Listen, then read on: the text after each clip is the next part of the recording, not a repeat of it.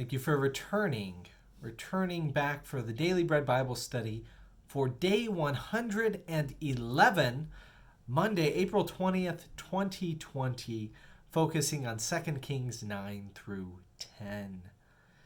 We see that the words through the prophet Elijah, words spoken in the past, need to be dealt with, and today we will see the fulfillment of that through the prophet Elisha, through the king Jehu, and then through the king of Aram as well, Hazael. So we'll get to see that fulfillment today.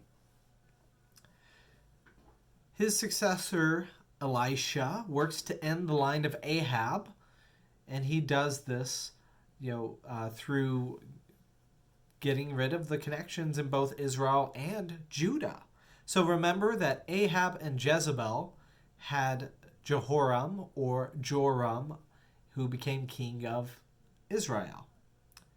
On the Judah side, King Jehoshaphat had a son born named Jehoram, and this king of Judah marries a daughter of Ahab and Jezebel, and thus mixes the line of Judah with the house of Ahab. Now, in their lineage, it's the males who kind of matter as that. They cared less about blood, but spiritually for us, there's some intermingling too of the house of Ahab, even with the line of Judah, which will eventually become the line kind of descending into Jesus. So we'll get to see that this whole kingdom of Judah even has its own imperfections as well too, but that's more of a Christian take on it.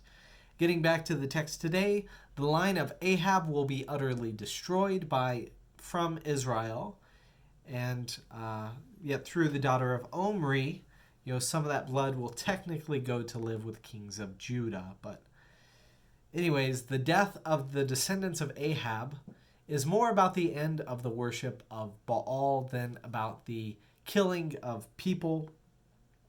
As such, those who worship the Lord instead of Baal must act to restore proper worship in Israel amongst God's chosen people.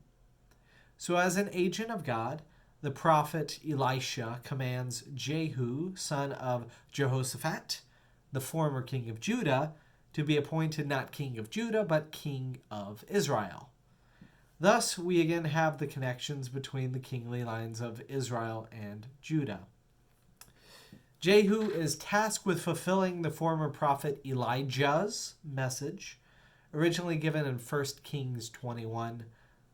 And here we have in 2 Kings 9, it references it. You shall strike down the house of your master Ahab, so that I may avenge on Jezebel the blood of my servants the prophets, and the blood of all the servants of the Lord, the one she killed. For the house of Ahab shall perish. I will cut off from Ahab every male, bond or free, in Israel. This is the task appointed to King Jehu. He gets to work. He tracks both King Joram of Israel and King Ahaziah of Judah conveniently to the same city, the city called Jezreel, named after Jezebel. Upon meeting them both at the vineyard that Ahab stole from Naboth, that was a while ago, but Jehu shoots an arrow and kills Jehoram of Israel. And King Ahaziah tries to flee, but he is shot down with arrows as well too. And since he is in the city of Jezreel, Jehu has Jezebel killed as well, to fulfill the harsh death foretold by the prophet Elijah. And even you're mentioning about her blood being spilled and dogs licking it up and all that stuff. 2 Kings 10, there has been much bloodshed, yet there is more to come under Jehu. In summary, King Jehu has 70 sons of Ahab killed. And 2 Kings 10:11. So Jehu killed all who were left of the house of Ahab in Jezreel, and all his leaders, close friends, and priests, until he left no survivor. Upon meeting kin of King Ahaziah, he kills them as well. 2 Kings 10:17 says, when he came to Samaria, he killed all who were left to Ahab in Samaria, until he had wiped them out, according to the word of the Lord that he spoke to Elijah. King Jehu then goes to the temple of Baal, has the priest, attendants, and followers of Baal killed. He turns the temple of Baal into a latrine, destroying it and, just totally desecrating it. God approves of what he does, yet would like for him to have done a little bit more and gotten rid of the 2 golden calves made by King Jeroboam of Israel, and to take down those high places in the 2 cities.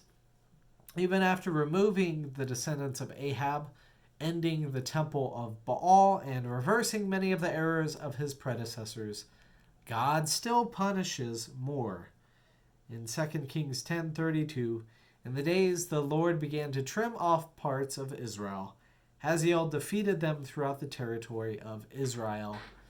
And I guess the only good news is he's not utterly destroying them. I, for one, am tired of hearing about all this bloodshed. I enjoy talking about a God of mercy and the self-sacrifice in Jesus not sacrificing others. I want to get to the love your neighbor as yourself, love your enemy. That is under Jesus' nonviolent ways. I'm much more tolerant with a spiritual fight, that is happening, that God wants no false thing, no Baal idolatry, to steal away the life of his people. May we be willing to turn our hearts to God, really without someone forcing us to, without it getting down to bloodshed. So thank you for listening. Thank you for bearing with me through today. We will again pick it up next time.